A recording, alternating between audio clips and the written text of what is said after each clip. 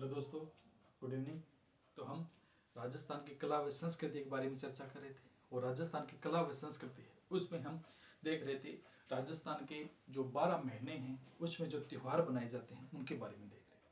कल हमने सावन माह के त्यौहार के बारे में चर्चा की थी कि सावन माह में कौन से त्यौहार बनाए जाते हैं, कौन सा कृष्ण पक्ष होता है, कौन सा शुक्ल पक्ष होता है, उसके बारे में देखा। तो थोड़ा सा रिवाइज कर लेते हैं कि हमने कौन कौन सी बातें कल चर्चा की थी। तो पहला हमने देखा था कि हमारा जो कैलेंडर है वो चंद्रमा आधारित कैलेंडर है, इसे विक्रमी कैलेंडर के नाम से जाना जाता है। ये उज्जैन के सम्राट हुए थे विक्रमादित्य, उनके द्वारा शक शासकों को हराने के उपलक्ष्य में उन्हीं के नाम पर इस कैलेंडर का निर्माण किया गया, जिसे विक्रम कैलेंडर के नाम से जाना जाता है। तो ये विक्रम कैलेंडर है, ये चंद्रमा आधारित कैलेंडर है। और जो अंतर्राष्ट्रीय स्तर का कैलेंडर है जिसे ग्रेगोरियन कैलेंडर कहा जाता है वो एक सूर्य आधारित कैलेंडर है।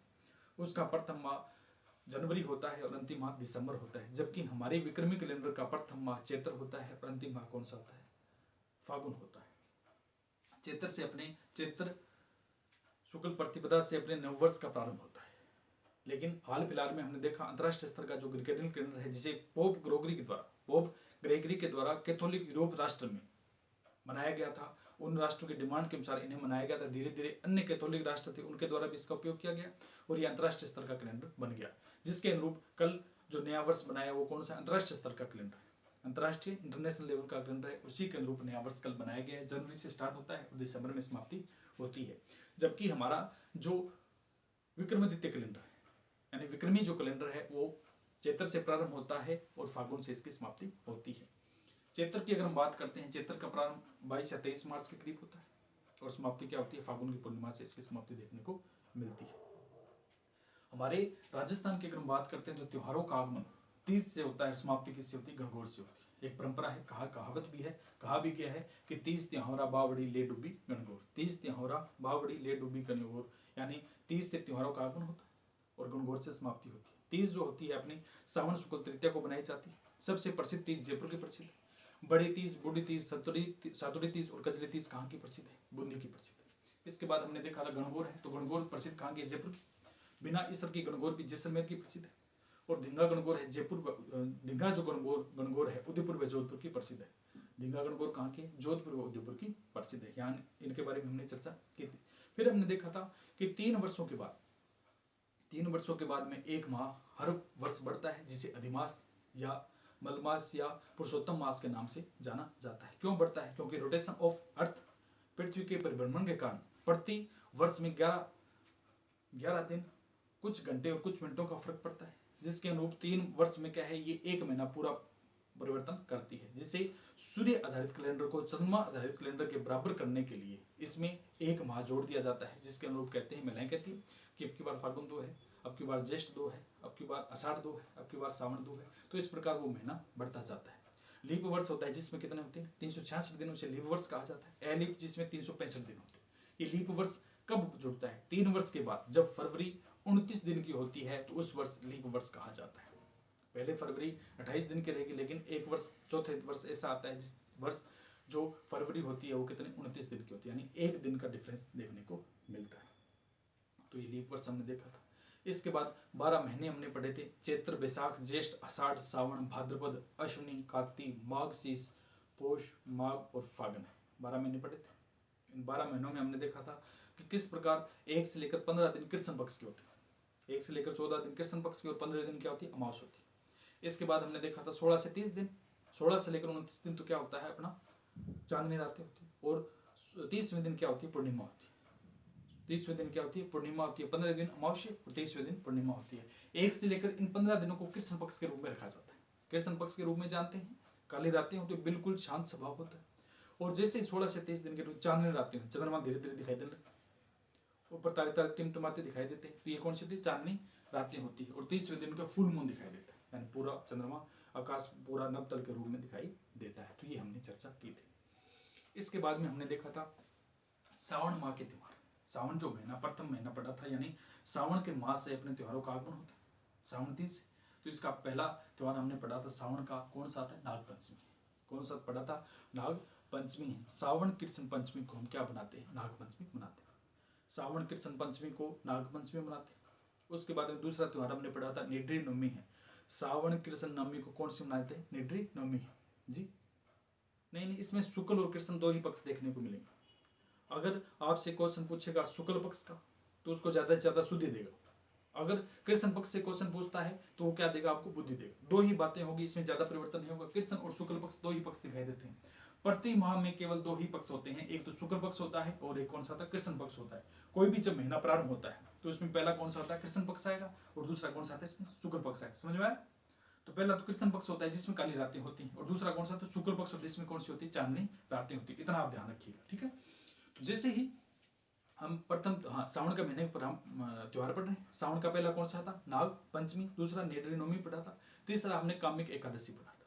इस दिन भगवान विष्णु के लिए क्या व्रत लगती है? महिलाएं। और चौथा हमने पढ़ा था हरियाली अमावस्या। सावन की अमावस्या को हरियाली अमावस्या, चारों तरफ हरे हरे दरख्त दिखाई देते, हरे हरे वृक्ष दिखाई देते। और इस दिन 3 मेले का आयोजन किया जाता है। कल्प वृक्ष का मेला मंगलियावास अजमेर, बुढ़ा जोहड़ मेला गंगानगर या अनूपगढ़ में देखने को मिलता है। तीसरा फतेह सागर झील मेला उदयपुर में है।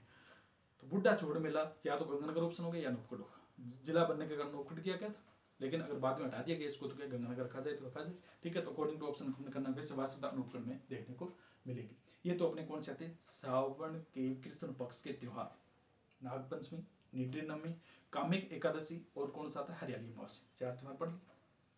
इसके बाद में शुक्ल पक्ष में प्रवेश करेंगे। आप करें ना, दूसरा कौन सा? शुक्ल पक्ष में प्रवेश करेंगे। तो शुक्ल पक्ष की अगर हम बात करते हैं तो सावन 30 मनाते हैं, यहीं से हमारे त्योहारों का आगमन होता है। सावन शुक्ल तृतीया को क्या बनाई जाती है? सावन 30 बनाई जाती है। यहीं से हिंदू धर्म के त्योहारों का क्या होता है? आगमन होता है। ये पति पत्नी के प्रेम का प्रतीक, लहरिया ओढ़ते हैं, विभिन्न प्रकार के सतरंगी जो वस्त्रों का प्रयोग करते हैं महिलाएं, सज धज कर रहती है।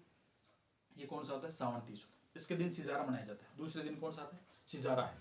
सावन शुक्ल द्वितीय को क्या बनाते हैं? सिंजारा।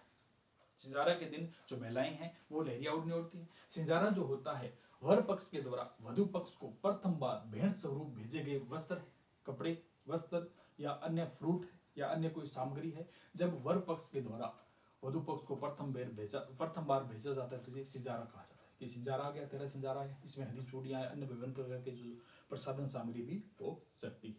इसके बाद में हमने देखा था पूर्णिमा। कौन सी पूर्णिमा? नारियल पूर्णिमा। सावन की पूर्णिमा को नारियल पूर्णिमा कहा जाता है। और इसी दिन हम रक्षाबंधन का त्योहार बनाते हैं, जो भाई और बहन का सबसे पवित्र त्योहार है। इस दिन श्रवण कुमार की पूजा भी की जाती है। इस दिन क्या की जाती है? श्रवण कुमार की पूजा भी की जाती है। इसमें हमने ट्रिक भी देखी थी पहले कि कौन सा आता है। श्रवण कुमार अपनी माँ से कहता है कि नाग नवमी का अम्मा छोटी सी पूर्णिमा, नाग नवमी का अम्मा छोटी सी पूर्णिमा, यानी नाग अपनी माँ से कहता है कि माँ नाग आ गई। नाग नवमी, माँ कहती है का, बोले अम्मा छोटी सी पूर्णिमा। तो पहला कौन सा आता है? नाग से क्या आ गया? नाग, नाग पंचमी। दूसरा निड्री नवमी, तीसरा कामिक एकादशी और चौथा की बात करते हैं अम्मा माने अमावस्या। और इसके बाद में शुक्ल पक्ष में प्रवेश करेंगे। उसमें कौन सा आता है? छोटी सी पूर्णिमा, यानी छोटी तीज, सिजारा है और पूर्णिमा है। ये हमने यहाँ तक देख लिया था। अब हम दूसरा महीना पढ़ेंगे और दूसरा महीना अपना कौन सा आता है? भाद्रपद। भाद्रपद, भादवे का जो महीना है उसमें त्योहारों के बारे में चर्चा करेंगे। इसमें वही बनाएंगे।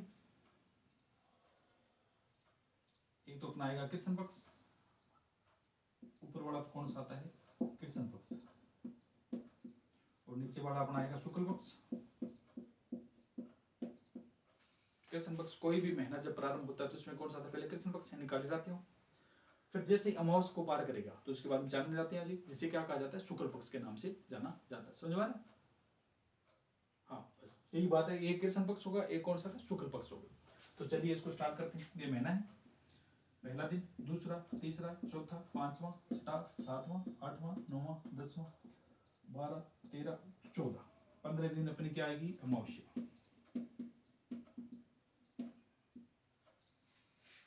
ऐसे 14 दिन बीतते हैं और उसके बाद में 15 दिन क्या आती है? अमावस्या। इसको लगा लें 1 2 3 4 5 6 7 8 9 10 11 12 13 14।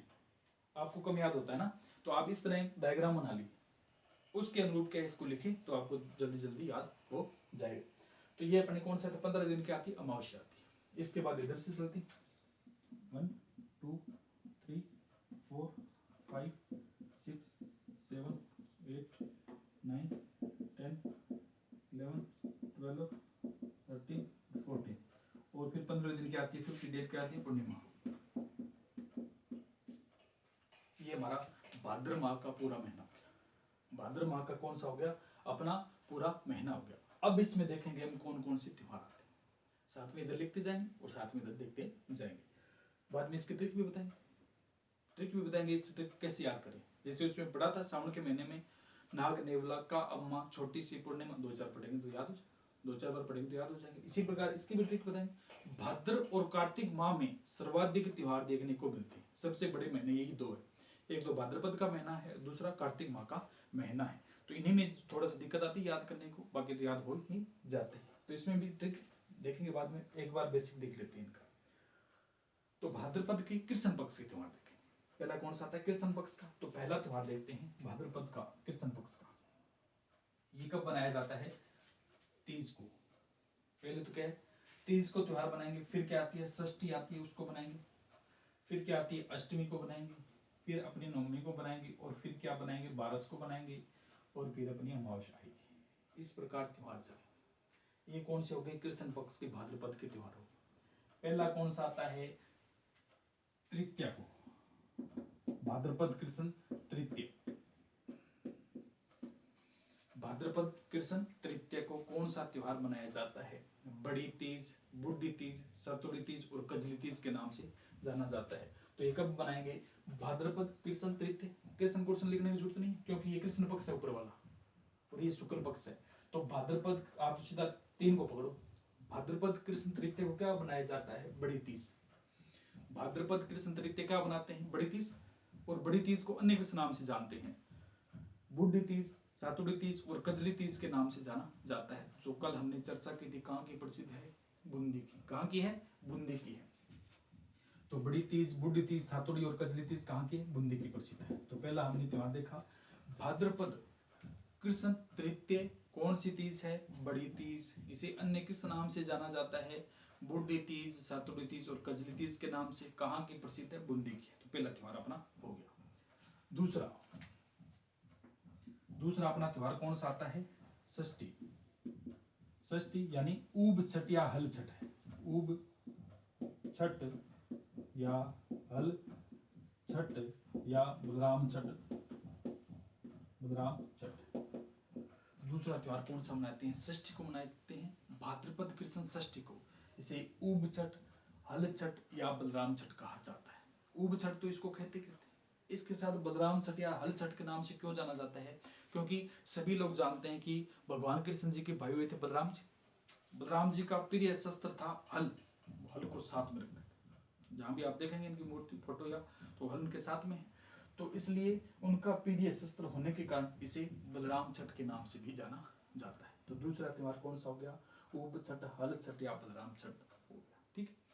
इसके बाद अपना तीसरा है अष्टमी। कौन सी अष्टमी? कृष्ण जन्माष्टमी। सभी जानते हैं, रात को 12 बजे कृष्ण जी का जन्म हुआ था।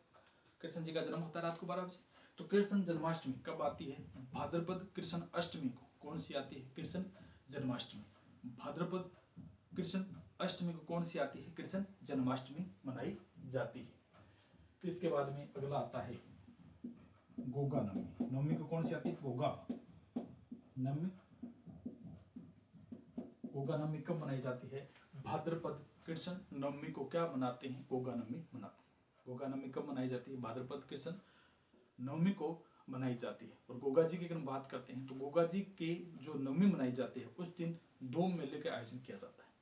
इनका 2 मेड़ी है, एक तो शीर्ष मेड़ी जो कहाँ पर है? ददरेवा चूरू में। एक धड़ मेड़ी है इनकी जो कहाँ पर है? अपने गोगा मेड़ी हनुमानगढ़ में। दोनों जगह इनके मेले का आयोजन किया जाता है।